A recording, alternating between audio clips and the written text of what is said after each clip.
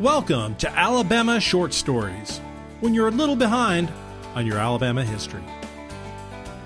I'm your host, Sean Wright. I first learned about the Indian tribes in Alabama during elementary school. In 4th grade, we learned the state's history from the book Alabama Mounds to Missiles by Helen Morgan Akins and Virginia Pounds Brown. I enjoyed it so much that my parents gave the book to me as a gift for Christmas that year. We learned that the main tribes in Alabama were the Creek, Cherokee, Choctaw, and Chickasaw.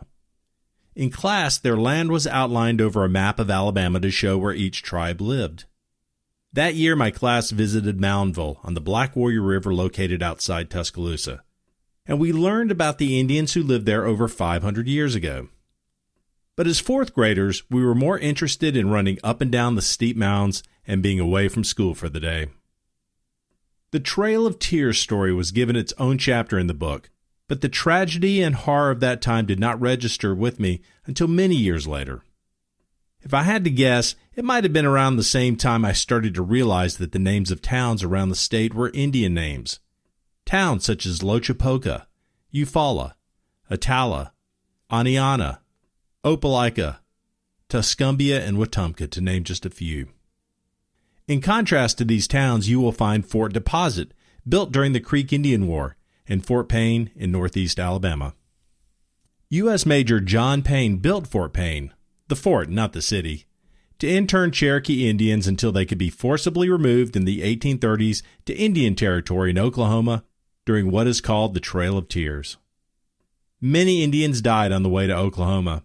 They traveled on foot as much as 12 miles a day and carried their possessions with them. When moccasins wore out, they went barefoot.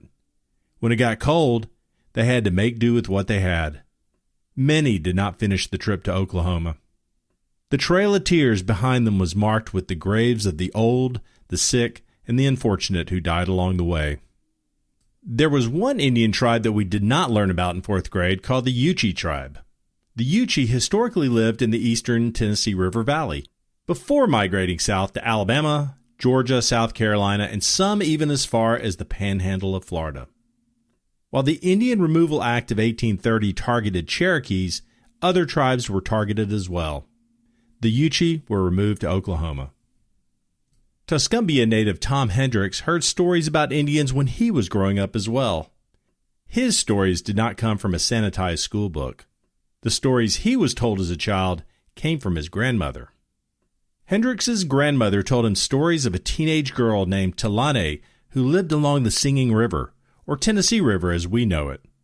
It was called that because her tribe, the Wichahpi, and other tribes who lived along the river believed a woman lived in it and sang to them. When authorities came to round up the Indians, they scattered and tried to avoid detection. Talane's grandmother put her and her sister in a canoe and sent them downstream. This small act probably saved their lives. When the girls returned, they found graves covered with stones. They guessed that their grandmother had buried those that had been killed. The girls took the stones from the river and added them to the graves to honor their ancestors. The girls continued to evade capture until they were found in a root cellar during mopping up operations by the troops. They were given identification numbers engraved on a metal medallion with the number on the front and U.S. on the back. Talane was given number 59, and her sister was given number 60. The soldiers did not know what tribe they belonged to, so they were placed with the Muskogee Creek. They and the other Indians were forced to walk to Oklahoma along the Trail of Tears. When she got there, she listened for singing waters and found none. She knew she would die if she did not get back to her home. After one winter in Oklahoma, she set off on an arduous journey that would take her 5 years before she made it back to her Singing River. She brought a journal of the adventures she had undertaken and the metal tag with the number 59 on it. She kept this because she thought her name had been changed by the soldiers and would need it when she got back to her homeland. These stories told to Tom Hendrix by his grandmother had extra meaning for him. You see, Talane was Hendrix's great-great-grandmother. His grandmother was passing the stories of her family to ensure that the family legacy would not die. By the 1980s, Hendrix realized he wanted to learn even more about Talane, the Wichahpi tribe, and how he could honor his great-great-grandmother and her journey. He took a trip to Oklahoma and met an elderly Yuchi woman who still knew the language. Her name was Minnie Long, and she was able to interpret the written stories for him. Hendrix told her that he wanted to do something for his great-great-grandmother. "Like a memorial?" she said. "We shall all pass this earth. Only the stones will remain. We honor our ancestors with stones. That's what you should do." Hendrix had a plan. He would build a memorial to his great-great-grandmother. Minnie Long changed the course of his life. In honor of Talane, he would lay a stone for every step she took. When he told his wife of his plan, she said if he was really going to do it, then he should make it fun. He needed to weigh his truck empty at the cotton mill and then fill it with stone level to the top and weigh it again. She would keep up with the loads he hauled. She predicted 4 million pounds of stone in 1980. By 2011, his wall contained 8.5 million pounds of stone. When he finished working on the wall, he liked to tell others that he wore out 3 trucks, 22 wheelbarrows, 2,700 gloves, 3 dogs, and 1 old man.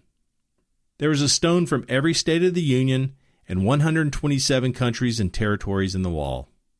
Not to mention a meteorite, a tooth from a T-Rex, and the world's largest arrowhead.